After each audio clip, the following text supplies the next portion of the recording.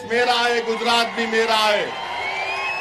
आज आपके दरमियान में खड़े होकर इस बात का ऐलान कर रहा हूं कि इंशाअल्लाह ताला जमालपुर खेड़िया विधानसभा से मजलिस इत्तेहादुल मुस्लिमीन के उम्मीदवार कैंडिडेट इंशाअल्लाह जनाब साबिर काबुलीवाला साहब होंगे और मैं उम्मीद करता हूं कि आप इनका साथ देंगे दुआओं से। और वहीं पर हमने फैसला लिया कि सूरत ईस्ट से इंशाअल्लाह ताला जनाब वसीम कुरैशी साहब हमारे कैंडिडेट होंगे और वहीं से हमने ये भी फैसला लिया कि दानी लिमड़ा से हमारी बहन इंशाअल्लाह ताला कौशिका परमार मजलिस की कैंडिडेट होंगी। तो मेरी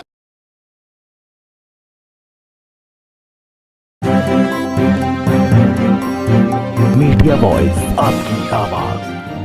मैं आज आपसे वादा कर रहा हूं कि एक मर्तबा आप इस विधानसभा में मजलिस के अपने अपने वोट का इस्तेमाल करिए। हम यहां पर डेवलपमेंट के काम करवाएंगे। हाँ, जूहापुरा में अगर किसी चीज की जरूरत नहीं है मगर वो बहुत ज्यादा है, वो पूरे हमारे इलाकों में पुलिस स्टेशन खोल दिए गए माशाअल्लाह। हर रोड की जरूरत है तो भाजपा ने कहा पुलिस स्टेशन ले लो। अरे पीने के पानी की लाइन की जरूरत है, नहीं पानी मत पियो, पुलिस स्टेशन ले लो। अरे कचरे के अंबार को निकालवा दो, नहीं पुलिस स्टेशन ले लो। अरे ट्रैफिक जैम के मसले को हल करा दो, नहीं पुलिस स्टेशन खोल देंगे। ये इतनी मोहब्बत पुलिस स्टेशन को खोलने से अगर भाजपा को है, स्कूल खोलने से नहीं है, ग्रीन जोन को बर्खास्त करने से नहीं है। वो ये चाहते हैं कि मियाँ जी पर कंट्रोल किया जाए। याद रखो, अब मियाँ जी पर कंट्रोल नहीं हो सकेगा। ये देश मेरा है, गुजरात भी मेरा है। आप सिर्फ पुलिस स्टेशन से हमारे जज्बात को कंट्रोल नहीं कर सकते। इंसान है, इंसान को जरूरत है पीने के पानी की। इंसान है तो उसकी औलाद के लिए शिक्षा के लिए स्कूल की जरूरत है, बेटियों के डिग्री कॉलेज की जरूरत है। इंसान है तो ग्रीन जोन को खत्म करना पड़ेगा ताकि हम इज्जत की जिंदगी गुजार सकें। ये मजलिस की लड़ाई है। मैं आपसे वादा कर रहा हूं कि आप इन मसाइल पर गौर करिए। और जब बात शिक्षा की आती है तो क्या ये बात सच नहीं है भाजपा वालों कि गुजरात में ऐसे 700 प्राइमरी स्कूल हैं। गुजरात में ऐसे 700 प्राइमरी स्कूल हैं जहां पर एक टीचर पहली से 8वीं जमात के हर सब्जेक्ट को पढ़ाता है। 700 प्राइमरी स्कूल में एक टीचर पहली से फर्स्ट से 8 क्लास तक पढ़ाता है। क्या पढ़ाता होगा वो बेचारा। एक टीचर यानी एक अनार 100 बीमार के बराबर ये मिसाल दी जाती है। तो यहां पर गुजरात के स्कूलों में नजर आता है। कौन सा डेवलपमेंट किया गया जुहापुरा में। जुहापुरा में तो मुसलमानों से सौतेला सलूक किया गया, तासुबियत के मजारे किए गए। मुसलमान इलाका है तो नफरत के तौर पर देखा जाता है। मुसलमान इलाका है तो कहा जाता है दुश्मन का इलाका है, वहां पर काम नहीं करवाएंगे। हम आपसे कह रहे हैं कि इन नफरतों को हम तोड़ेंगे, मोहब्बत को जुहापुरा में आम करेंगे, इस विधानसभा में आम करेंगे। हम ना भाजपा से डरते हैं, ना कांग्रेस की बातों से हमको यकीन करना है।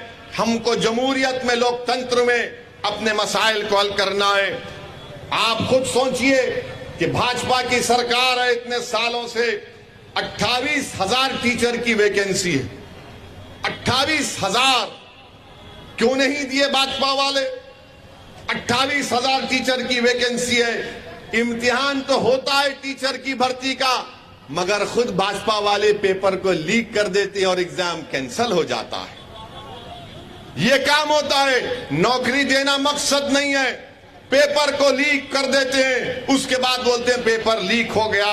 मेरे अजीज दोस्तों और बुजुर्गों, हम आपसे वादा कर रहे हैं कि इंशाअल्लाह ताला मजलिस का आप एक मर्तबा साथ दीजिए और इंशाअल्लाह ताला हम इस जुहापुरा में पूरे गुजरात में जहां कहीं भी गरीबों से, मजलूमों से, दलितों से, मुसलमानों से, आदिवासियों से, हमारे सेकुलर भाइयों से नाइंसाफी हो रही है, मजलिस उस नाइंसाफी के खिलाफ आवाज उठाएगी। इसीलिए मैं आज आपके दरमियान में खड़े होकर इस बात का ऐलान कर रहा हूं कि इंशाअल्लाह ताला जमालपुर खेड़िया विधानसभा से मजलिस इत्तेहादुल मुस्लिमीन के उम्मीदवार कैंडिडेट इंशाअल्लाह जनाब साबिर काबुलीवाला साहब होंगे।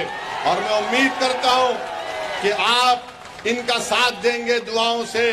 और मैं आपसे अपील करता हूं कि मैं नारा लगाऊंगा, आप मेरे साथ नारा लगाइए कि नारे तकबीर। और वहीं पर हमने फैसला लिया कि सूरत ईस्ट से इंशाअल्लाह ताला जनाब वसीम कुरैशी साहब हमारे कैंडिडेट होंगे। और वहीं से हमने ये भी फैसला लिया कि दानी लिमड़ा से हमारी बहन इंशाअल्लाह ताला कौशिका परमार मंजलिस की कैंडिडेट होंगी। तो मेरी आपसे गुजारिश है कि हम तो ऐलान कर दिए, अब आपकी और इन तमाम उम्मीदवारों की जिम्मेदारी है कि वो अपने अपने विधानसभा में अपना काम शुरू कर दें। हाँ, इस विधानसभा से भी इंशाअल्लाह ताला जल्द से जल्द एक नाम का ऐलान किया जाएगा। आज हमने मीटिंग की हमारे कॉरपोरेटर से और तीनों से हमने कहा है कि जिस पार्टी जिसको भी टिकट देगी आप उसके कामयाबी के लिए आपको काम करना पड़ेगा। और तीनों ने हमसे वादा किया है कि सर आप असद साहब जिस किसी को कैंडिडेट आप बनाएंगे हम पूरी मेहनत करेंगे कि यहां से मंजलिस का एमएलए मुंतखब होकर आए। मैं इनके जज्बे को सलाम करता हूं। मेरी आपसे गुजारिश है मेरे अजीज दोस्तों और बुजुर्गों, ये लड़ाई हमारी हिस्सेदारी की लड़ाई है, ये लड़ाई हमारी सम्मान की लड़ाई है, ये लड़ाई नाइंसाफी को रोकने की लड़ाई, ये लड़ाई हक को हासिल करने की लड़ाई है। आपसे अपील कर रहे हैं कि डरने और घबराने की आपको जरूरत नहीं है।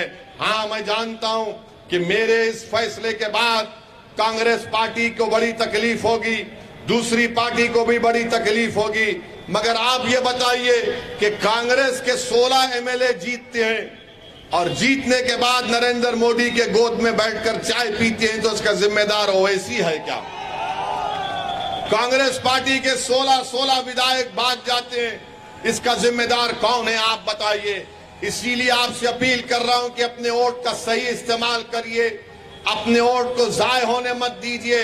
याद रखिए, जमहूरियत में जब तक आप अपने वोट से अपने पसंद के उम्मीदवार को कामयाब नहीं करेंगे, हम अपनी लड़ाई में कामयाब नहीं हो सकते, हम अपनी हिस्सेदारी की बात में कामयाब नहीं हो सकते, हम अपने मसाइल को हल नहीं करवा सकते हैं। मेरे अजीज दोस्तों और बुजुर्गों, भाजपा की सरकार देश में है, गुजरात में है। हम देश के प्रधानमंत्री से जानना चाहते हैं कि देश के प्रधानमंत्री, आपने 2014 में कहा था कि 1 रुपया $1 के बराबर हो जाएगा।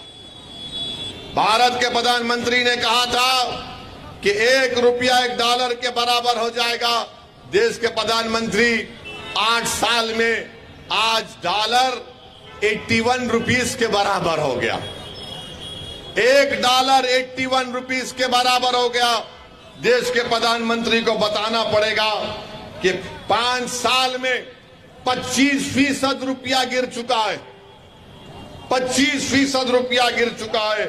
और आपको ये जानकर तकलीफ होगी कि रिजर्व बैंक ऑफ इंडिया ने डॉलर को बढ़ने से रोकने के लिए 1 साल में $100 बिलियन उन्होंने खर्चा किए। $100 बिलियन खर्चा करने के बाद भी आज डॉलर 81 रुपीस पर हो चुका है और अनखरीब में 100 रुपये हो जाएगा। देश की इकोनॉमी बर्बादी के दहाने पर चले गई। वो म्यूचुअल फंड जो 20,000 करोड़ रुपये महाना म्यूचुअल फंड होता था, आज वो सिर्फ 6,000 करोड़ महीने में हो गया। वो जो स्टॉक मार्केट तो माशाल्लाह पिट रहा है। FIIs जो $40 बिलियन के थे, ये बेचकर पूरे लोग चले गए। देश के प्रधानमंत्री से आप पूछेंगे, देश के प्रधानमंत्री डॉलर 81 हो गया, तो भाजपा वाले बोलेंगे क्या प्रधानमंत्री ने मुगलों को खत्म नहीं कर दिया? जब पूछेंगे नौकरी नहीं है, तो बीजेपी वाले बोलेंगे नहीं, इसका जिम्मेदार औरंगजेब है, मोदी कहां है? यानी नौजवानों का मुकद्दर बेरोजगारी हो चुका है, नौजवान को रोजगार नहीं मिलता, मगर भाजपा वाले सिर्फ हिंदू मुस्लिम टेंशन की बात करते हैं। मेरे अजीज दोस्तों और बुजुर्गों, GST के नाम पर कारोबार ठप हो चुका है, एक्सपोर्ट्स नहीं हो रहे हैं। एक्सपोर्ट्स बिल्कुल नहीं हो रहे हैं, एक्सपोर्ट्स कम से कम होते जा रहे हैं। इसका जिम्मेदार बीजेपी की गलत इकोनॉमिक पॉलिसीज, जिसकी वजह से आज देश को भुगतना पड़ रहा है। इसीलिए हम आपसे अपील कर रहे हैं कि इन तमाम चीजों को सामने रखकर आप जब विधानसभा असेंबली का इलेक्शन आएगा, अच्छे फैसले लीजिए ताकि आपकी आवाज विधानसभा में जा सके। मेरी इस बात को यकीन करिए कि आप में हम में इतनी ताकत नहीं है कि हम किसी पार्टी को सत्ता में आने से रोक सकते हैं, मगर आप हम में इतनी ताकत है कि हम अपनी इत्तेहाद की ताकत पर अपने पार्टी के नुमाइंदों को विधायक बनाकर गुजरात की विधानसभा में भिजा सकते हैं। लोग आपको बोलेंगे, लोग आपके आग के दरमियान में कहेंगे जो आपके इत्तेहाद के दुश्मन है, जो आपकी ताकत के दुश्मन है, जो आपके मसाइल के हल को करवाना नहीं चाहते, जो जूहापुरा में डेवलपमेंट नहीं चाहते, वो आकर बोलेंगे एक मजलिस का जीत कर जाएगा तो क्या होगा।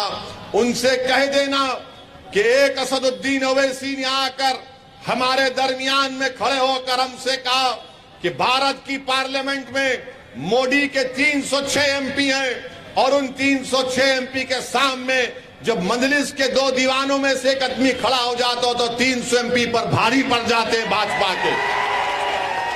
वो मिजाज आपको गुजरात की विधानसभा में मिलेगा इंशाअल्लाह ताला।